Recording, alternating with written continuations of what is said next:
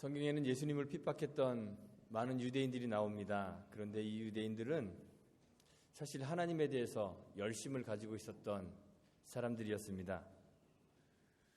예수님에게서 어떤 흠을 찾아서 예수를 핍박하려고 했던 바리새인들과 또 사두개인들이 그들 속에 사실 세속적인 욕심을 가지고 예수를 미워하고 경계하기는 했지만, 그렇다고 해서 그들이 예수님에게 행했던 모든 그 핍박이 다 개인적 사욕 때문에 나왔다, 이렇게 보기만은 참 어려운 것 같습니다. 유대인들의 지도자들은 나름대로 성전에서 거행되는 제사의식과 또 율법의 준수를 통해서 하나님의 백성으로서의 정체성을 가지고 있었던 그런 사람들입니다. 제사를 중요하게 생각하고 또 율법을 지키는 것을 아주 중요하게 생각했습니다. 예수님 시대의 성전은 헤롯이 건축한 성전이기 때문에요, 경건한 유대인들은 사실 이 성전에 대해서 못마땅하게 생각하는 사람들이 있었습니다. 왜냐하면 헤롯이 유대인이 아니고 이방인이기 때문에 그가 짓는 이 성전에 대해서 별로 이렇게 탐탁지 않게 생각하는 사람들도 있었습니다. 그렇지만 그럼에도 불구하고 이스라엘 백성들에게 성전은 이 유대인의 삶과 신앙에서 아주 중요한 구심점의 역할을 하고 있었습니다. 유대인 성인 남자들은 1년에 3차례씩 성전을 방문하여서 거기서 하나님 만나야만 했습니다. 성전이라는 것은 하나님이 거하시는 장소이고, 특히 그 지성소 Holy of Holiness, Holies라고 하는 이 지성소는 거룩한 하나님의 임재의 장소로 유대인들에게는 가장 소중하고 또 가장 중요하고 가장 거룩한 장소로 여겨졌습니다.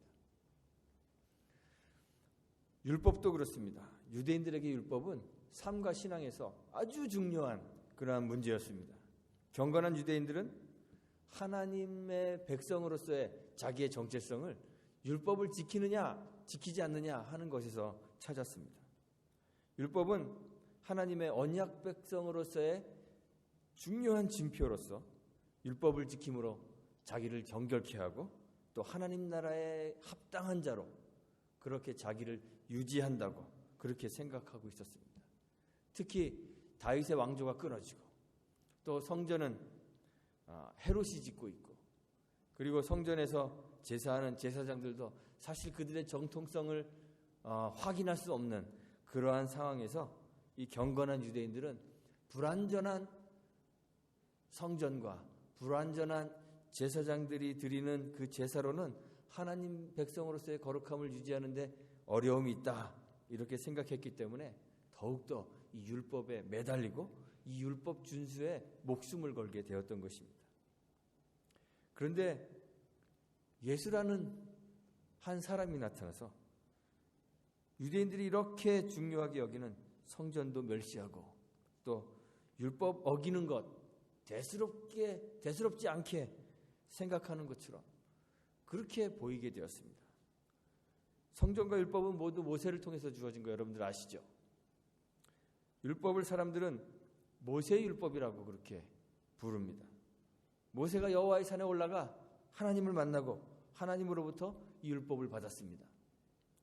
여호와께서 친히 그의 손가락으로 쓰신 이 돌판을 모세에게 주셨고, 그 돌판을 여호와의 궤에 두어서 궤 안에 두어서 영원한 언약의 징표로 삼았습니다.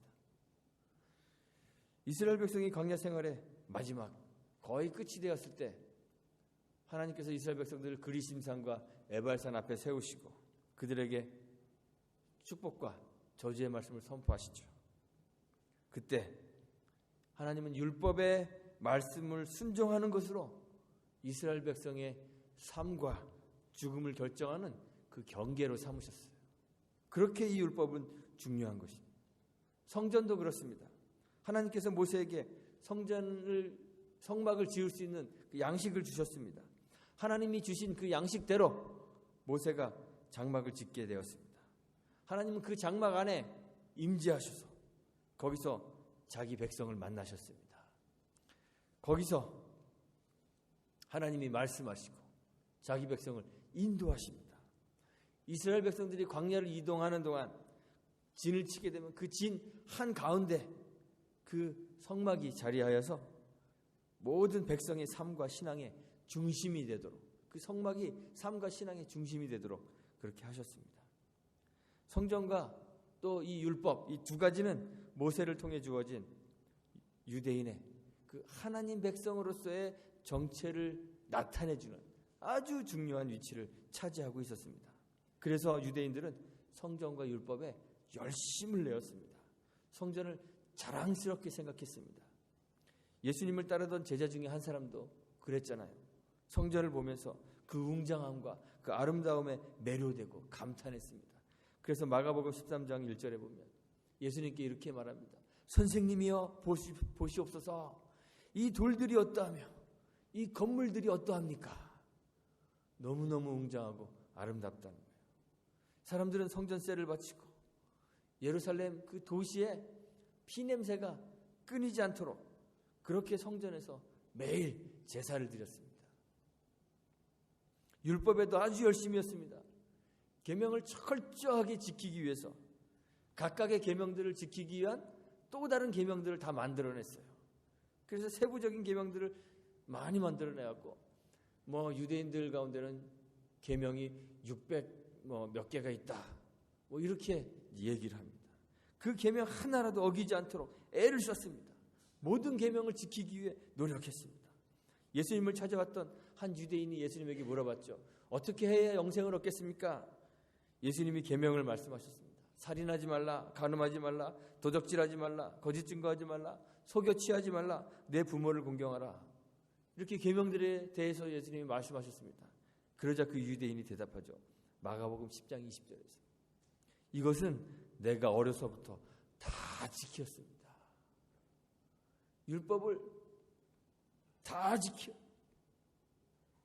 유대인이며 바리새인이었던 사도 바울도 스스로를 가리켜서 율법의 의로는 흠이 없는 자라고, 자기 자신이 율법의 의로는 흠이 없는 자라고 했습니다. 빌립보서 3장 6절에서 그렇게 말하고 있죠. 율법을 지키는데 열심히였습니다. 율법을 준수하고 그것을 자신의 의로 삼고 거룩한 하나님의 백성이 되는 길로 여기고 있었습니다. 성전과 율법의 중심에 있었던 유대인의 지도자들에게, 그러니까 예수는 어떻게 보였겠어요? 성전의 중요성을 훼손하는 자였습니다. 성전 제사를 위해서 제물로 사용될 짐승을 판매하는 사람들을 막 내쫓고 짐승들을 채찍질하여서 성전에서 내쫓아버렸습니다. 성전의 세를 내기 위하여 또 성전에 사용되는 것을 사기 위하여 돈을 바꾸는 그런 사람들의 상을 뒤집어 엎어버리셨습니다. 성전 제사를 회방하고 성전을 관리하는 지도자들의 권위를 훼손했습니다. 그리고 성전을 헐어버리라고 했습니다. 하나님이 거하시는 가장 거룩한 장소이고 유대인 종교의 중심지로 가장 중요한, 그래서 화려하고 정말 아름답게 세워지고 있는 이 성전을 헐어버리라고 했습니다. 그리고 사흘 만에 자기가 성전을 세우겠다고 했습니다. 유대인들의 지도자들의 눈으로 볼 때 예수는 하나님의 거룩함을 모독하는 신성모독자로 보였던 거예요. 또한 유대인의 지도자들에게 예수는 율법을 파괴하는 자였습니다. 그는 안식일의 파괴자였습니다. 일하지 말아야 하는 안식일에 사람들을 고치는, 병을 고치는 의로 행위를 하는 사람이었습니다. 길을 가다가 손으로 밀을 까부려서 그것을 먹는 제자들을 나무라지 않았습니다. 음식 먹을 때 손도 씻지 않아서 정결의 법칙을 지키지 않았습니다.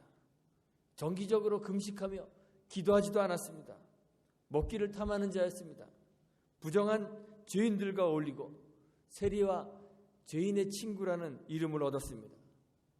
율법 선생들의 권위를 훼손하고 하나님의 명령과 법을 어기는 범법자고, 그래서 신성모독자로 그렇게 유대인의 눈에 비치게 되었습니다. 그래서 유대인들은 예수를 신성모독과 성전을 허문다, 성전을 허무는 죄, 모세의 법을 무시한 죄, 이러한 죄로 정죄하고 심판하였죠. 이방인의 손에 넘겨주어 이방인의 손을 빌어서 그를 처단했습니다. 유대인들에게 예수는 모세를 대적하는 자였습니다. 유대 종교의 가장 중요한 두 요소인 성전과 율법을 전수해준 그 모세를 대적하는 자로 그렇게 생각했습니다. 그래서 예수를 십자가에 매달아 버린 것이죠. 오늘 본문에 나오는 스데반 역시 유대인들에게 둘러싸여서 동일한 죄로 곤욕을 치르고 있습니다. 이 앞에 6장의 11절에 보면 모세와 및 하나님을 모독하는 말하는 것을 우리가 들었노라 이렇게 이야기했습니다. 6장 13절에 이 거룩한 곳과 성전을 말하는 것이요 이 거룩한 곳과 율법을 거스려 말하기를 맞지 않는다. 14절에는 그의 말에 이 나사렛 예수가 이것을 헐고 또 모세가 우리에게 전하여 준 규례를 고치겠다 함을 우리가 들었노라 이렇게 고발했습니다. 유대인들은 예수를 모세를 대적하는 자, 모세를 대적함으로 하나님을 모독하는 자로 여기고 있었습니다. 그러나 모세와 예수는 대적하는 자가 아닙니다. 모세는 예수님을 예표하는 인물입니다. 예수님을 상징적으로 보여주는 인물에 불과합니다. 모세가 하나님으로부터 받은 성막과 이 성막에서 비롯된 솔로몬의 성전은 예수님에게서 비로소 완성될 수 있는 것들이었습니다. 성전은 하나님의 임재의 장소입니다. 성소 안에 보관되어 있는 여호와의 궤는 하나님의 왕의 보좌였습니다. 성막이 완성된 후 하나님이 거기 거하시고 거기서 자기 백성 만나시고 거기서 말씀하셨습니다. 그런데 성막이나 그 이후에 건설된 웅장하고 아름다운 솔로몬의 성전이라 할지라도 거기가 하나님 거하시는 완전한 하나님의 처소가 될 수 있을까요? 될 수 없습니다. 솔로몬이 아름다운 성전을 건축하고 나서 이 사실 자기가 건축한 이 아름다운 성전이라도 하나님의 거하실 처소가 될 수 없음을 고백했죠. 역대하 6장 18절에서 하나님이 참으로 사람과 함께 땅에 거하시겠습니까? 하늘과 하늘들이라도 주를 용납지 못하겠거늘 하물며 내가 건축한 이전에 하나님이 거하시겠습니까? 이렇게 솔로몬이 고백하고 있었어요. 성막과 성전은 하나님 임재의 실제가 아닙니다. 상징에 불과합니다.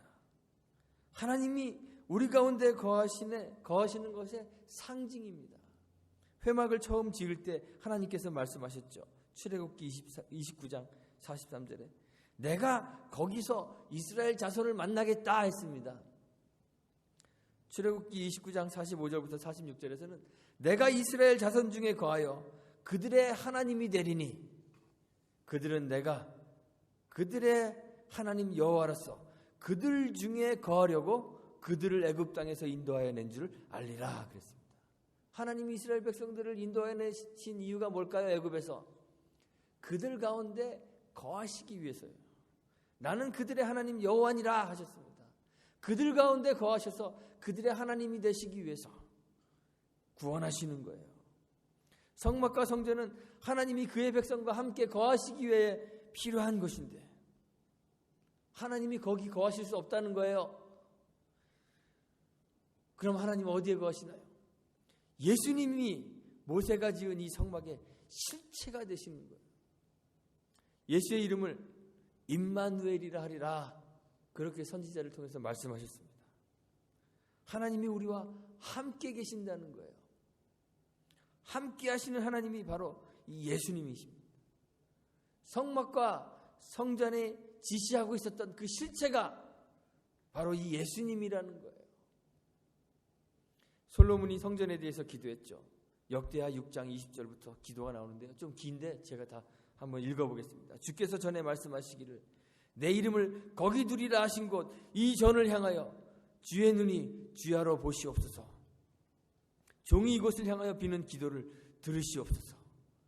종과 주의 백성 이스라엘이 이곳을 향하여 기도할 때 주는 그 간구함을 들으시되 주의 계신 곳 하늘에서 들으시고 들으시사 사하여 주옵소서. 만일 어떤 사람이 그 이웃에게 범죄함으로 맹세시킴을 받고 저가 와서 이전에 있는 주의 단 앞에서 맹세하거든 주는 하늘에서 들으시고 행하시되 주의 종들을 국문하사 악한 자의 죄를 정하여 그 행위대로 그 머리에 돌리시고 의로운 자를 의롭다 하사 그 의로운 대로 갚으시옵소서.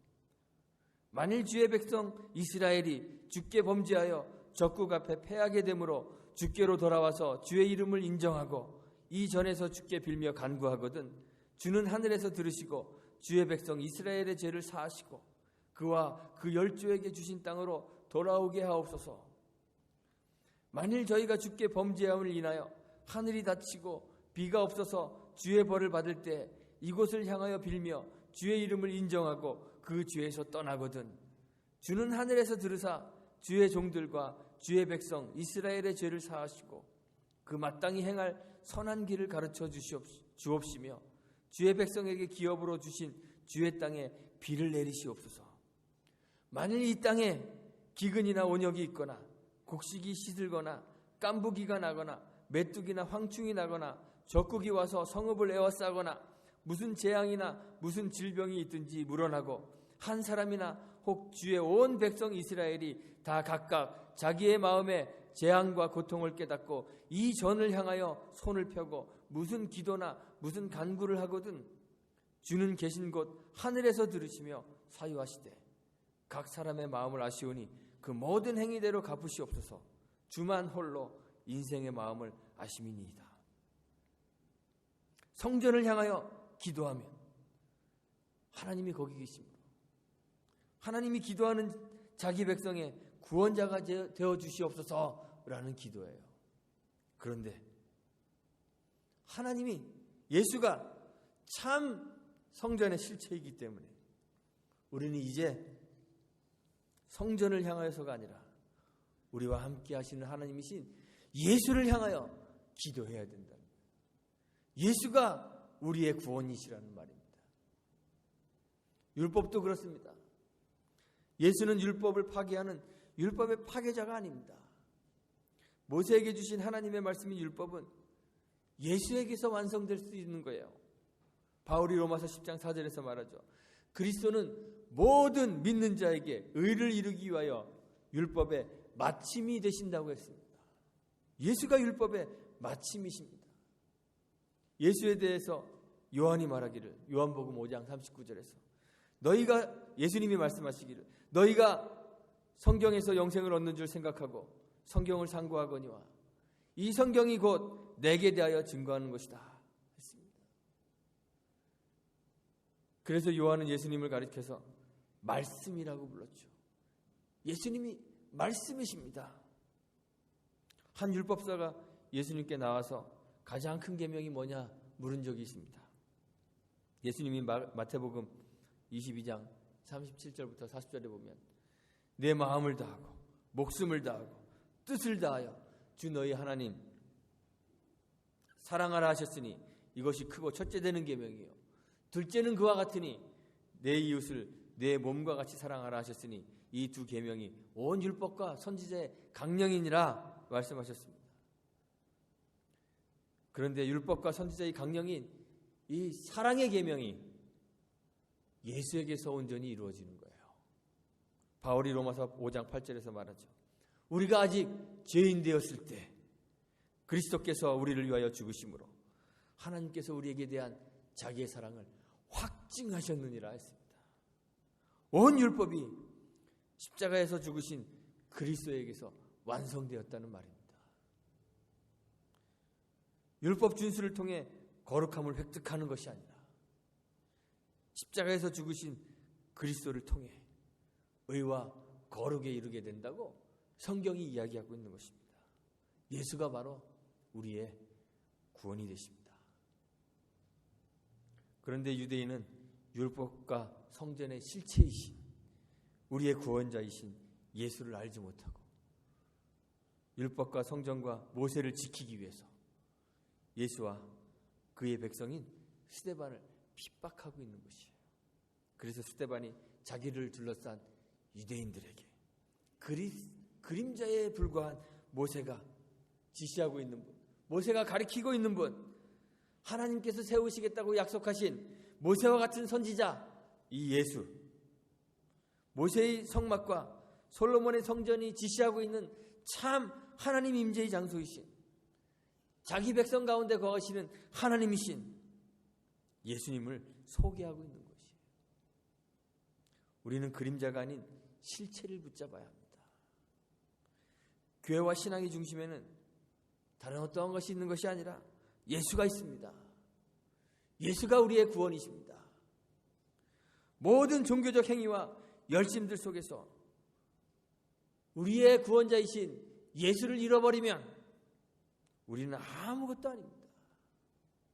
주의를 지키고 매번 예배에 참석하고 교회에서 직분을 받고 성가대로 또는 주방에서 섬기고 봉사하고 헌금하고 기도하고, 이러한 종교적 행위 자체가 우리를 하나님 백성으로 만들어주는 것이 아닙니다. 그것은 하나님 백성들의 정체성이 아닙니다.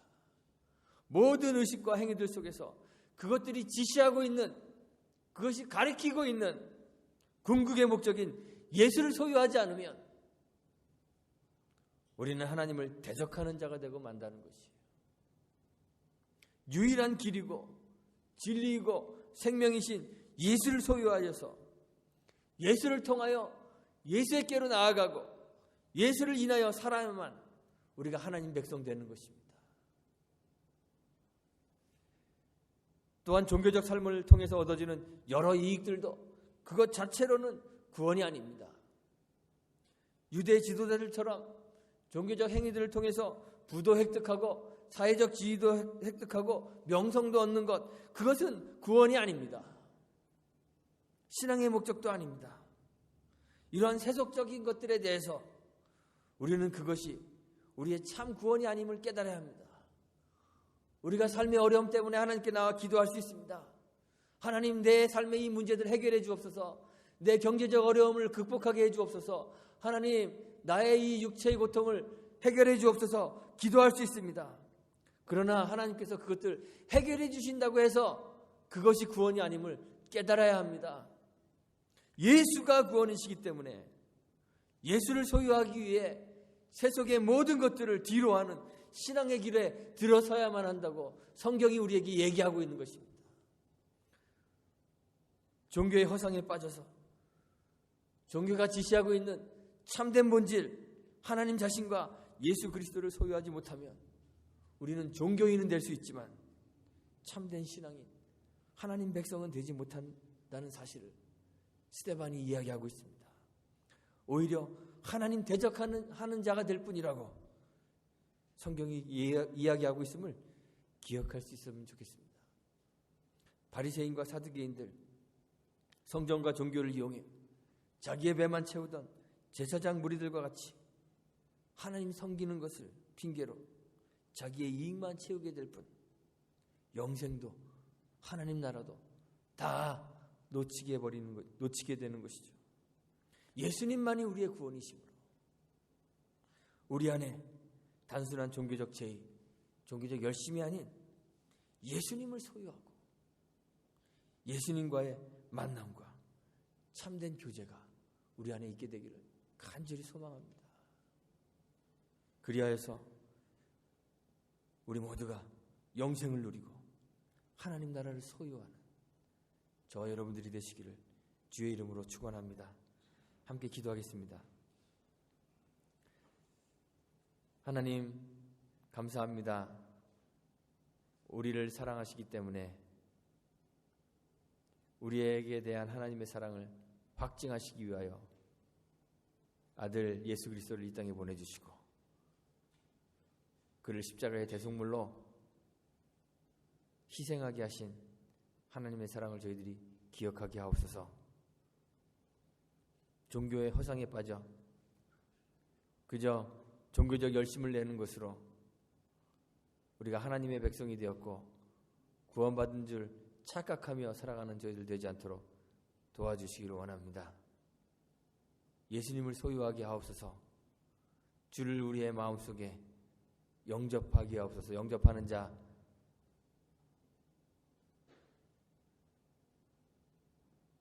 곧 그의 뜻대로 부르심을 입은 자들에게 하나님 자녀되는 권세를 주셨음을 저희들이 기억하게 하시고, 주님을 우리의 심령 한가운데 모시고 살아가는 저희들 될 수 있도록 은혜 베풀어 주옵소서. 주님 때문에 세상의 그 어떤 것도 버리고 포기할 줄 아는 신앙인 되게 하시고, 바울과 같이 모든 것을 배설물로 여기고 주를 소유하는 믿음의 사람들 되도록 은혜 베풀어 주옵소서. 그리하여 우리 안에 영생을 누리고 하나님 나라를 온전히 소유하는 주의 백성들 다 되도록 은혜 베풀어 주옵소서. 예수님의 이름으로 기도합니다.